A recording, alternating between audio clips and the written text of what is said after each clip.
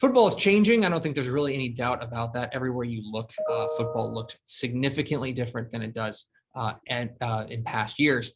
And one of the companies that is capitalizing on that and making that change happen is GoRout, a proud partner of Dave Campbell's Texas Football. We're here to talk with the CEO and founder of GoRout Wearable Tech. It is Mike Rolih. Mike, appreciate your time. First and foremost, let's just start with the bare bones.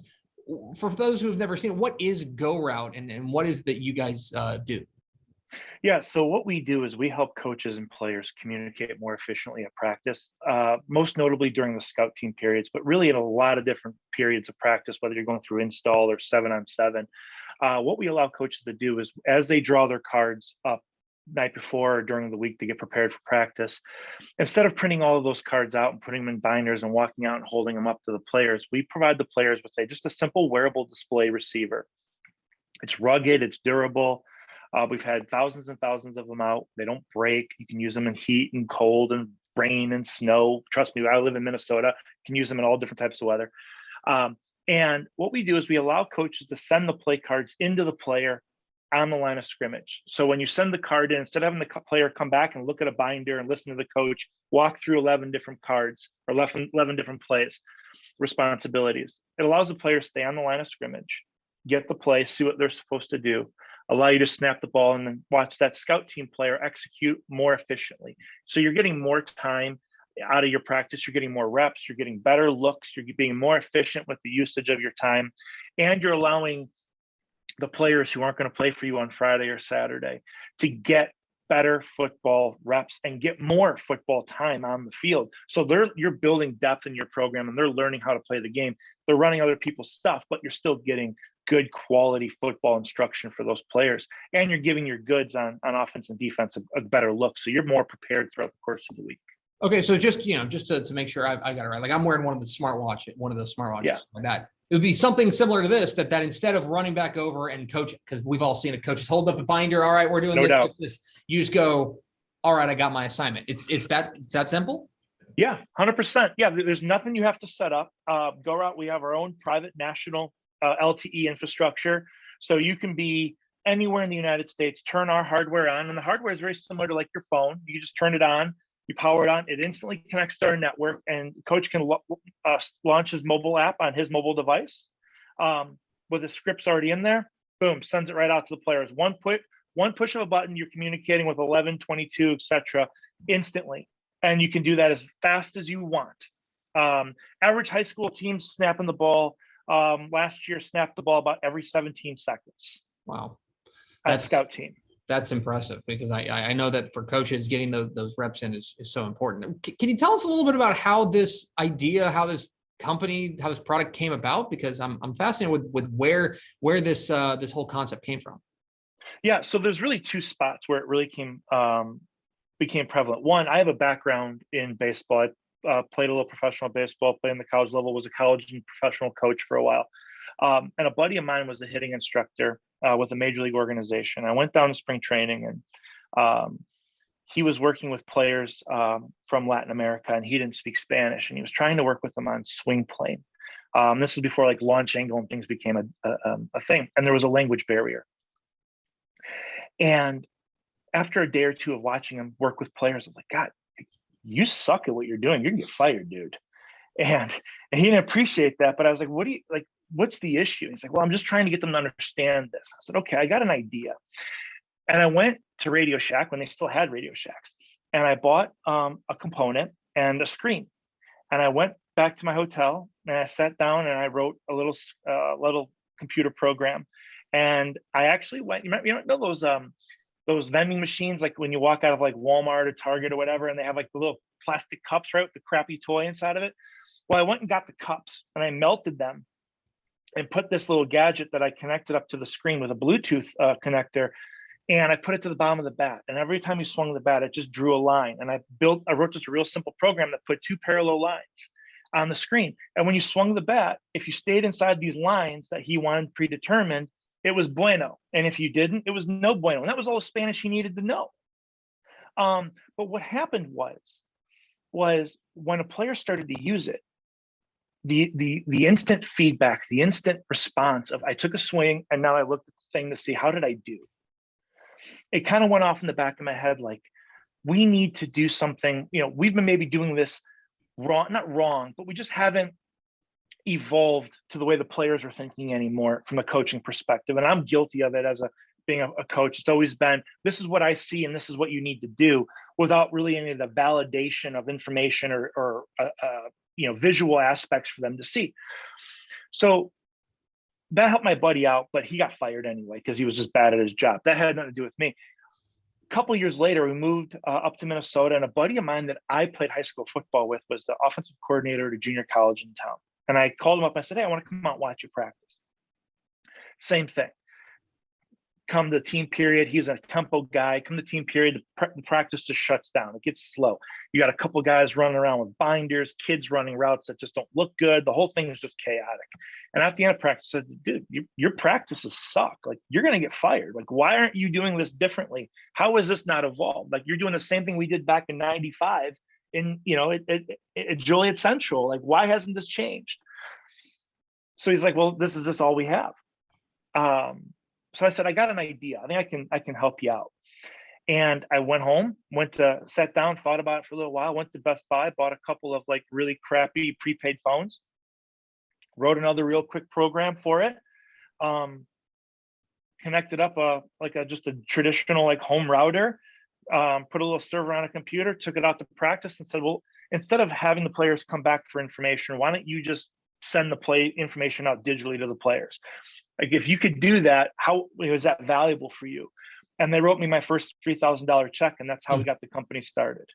It was just purely just seeing an opportunity, but it was really those two seminal moments that allowed me to look and see the world a little differently, right? Because as a coach and as a player, well, as a coach, you generally end up coaching how you were coached, right?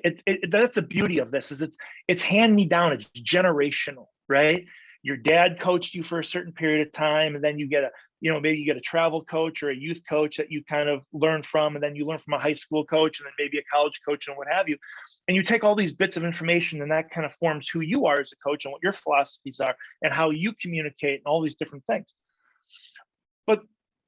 And I think as coaches, that's the beauty of what we do, is it is generational. But a lot of times we forget that the players don't have any connection to that generational gap, right? And my son particularly, he's a baseball player, and he's a fairly good baseball player. One of the very first things when he started paying attention to schools was, hey, Dad, I'm really interested in the University of Oregon. And I said, well, we have no connection to Oregon at all. And I said, well, why is that? He goes, well, they just built a brand new baseball facility, and the entire thing is censored up with technology. He goes, I can go there and I can see in real time what I need to improve on a day-to-day basis. I can see with technology and evidence, right? Because a lot of these kids that you're coaching today, they've never lived most of their lives without this being a primary form of communication. Right? You've seen it. I see it all the time. Coaches see it. You could have a group of kids sitting together, not a single kid saying a word, but they're all texting each other. They're Snapchatting each other. Right? This is just how they communicate. What we do at GoRout is we basically allow coaches to bridge that gap and communicate with their players the way they want to be communicated with, in a more simplistic way. It's remarkable. Really, really interesting story of how kind of things came about there at GoRout. I know you guys are doing big things. I'm interested in kind of when coaches get a hold of this technology and they start using it, they start hearing about what is their reaction. I'm sure there are some coaches who, as you mentioned, it's a generational thing. It's passed down. They are old school guys, and maybe they are pretty skeptical of it. But I'm interested in the reaction from coaches whenever they get a hold of this technology. Yeah, it's always mixed, right? Because of that, you get some guys who are really, really tech savvy and really excited about using technology whenever they can, and they grip onto it immediately. And you have obviously some coaches who are very standoffish and very uncertain, right? Mm-hmm. And we're past the point in our company life cycle where we have to try to sell you on speeds and feeds. Like we're going to show you business, right? Like we'll prove to you that this is efficient, that this works for you, that this doesn't change your day-to-day workflow. And once you start walking them through how the process actually works, for most coaches, once you start connecting with them, that, it doesn't change your staff meetings on Sunday. It doesn't change how you draw cards. It allows you to keep your workflows the way you have them, the way you're comfortable with them, the way you think you're most efficient with them. It allows you to keep all of those things the same.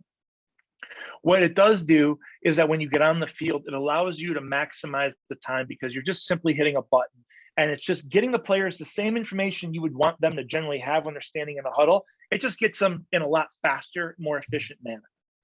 And we spend a lot of time opening up our user base to other coaches, to talk to guys who've been users of ours for a long time. We do things that allow coaches to share other information with each other about best usages.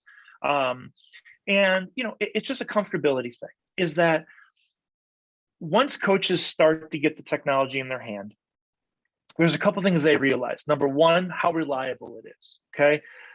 In the last 2 years, we've had one day in 2 years where it was spotty. We had an issue.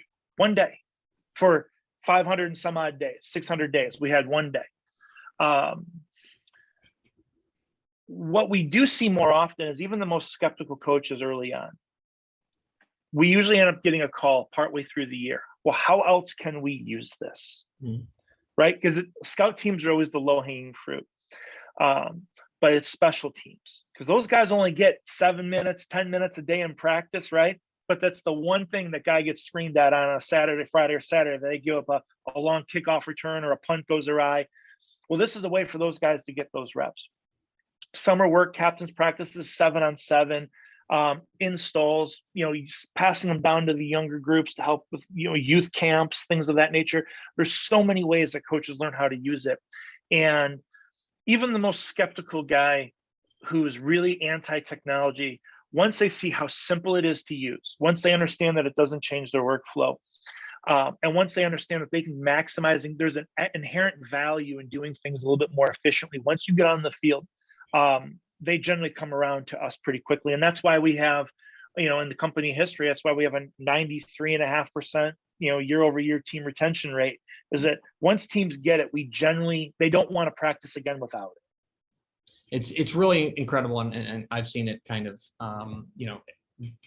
displayed, and I've seen it used in real time. And it's, it really is pretty amazing, the stuff you guys are doing. And I understand you guys are expanding. I know you mentioned you started in baseball. Your very initial football obviously is what we're about here, but I understand you guys are getting into the basketball world here pretty soon. Yeah, so we just ran a pilot with a couple of teams here in our local area, just to get a sense of where the value add is, and it was outstanding.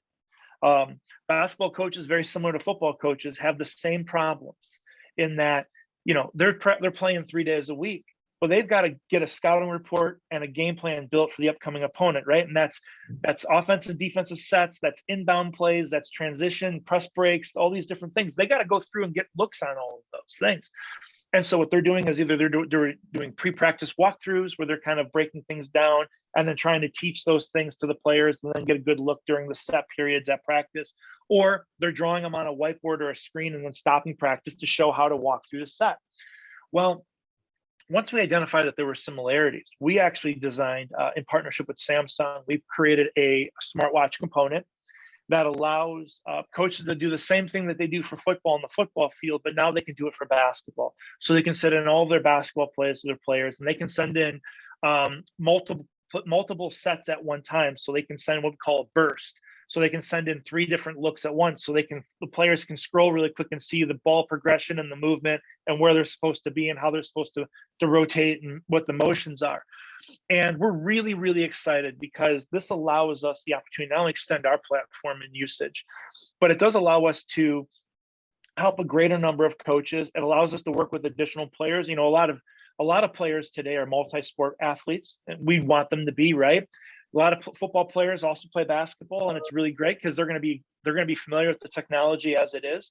And we're really excited about how we can help basketball players at all different levels, whether it's the AAU or the high school circuit or the major college circuit, we're really excited about the expansion and the growth that we're going through as an organization, and the ability just to help more coaches and more players is really what's at our mission.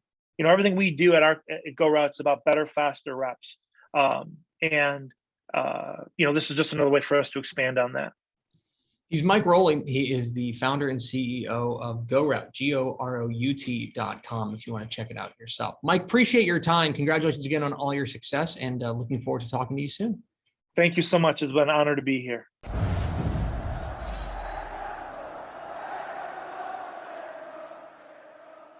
Hey, thanks for watching this clip here on YouTube. If you like this kind of stuff and you want more of it, make sure you subscribe to our YouTube channel. And remember, you can watch us live every weekday at noon at TexasFootball.com, Facebook, Twitch, or here on YouTube.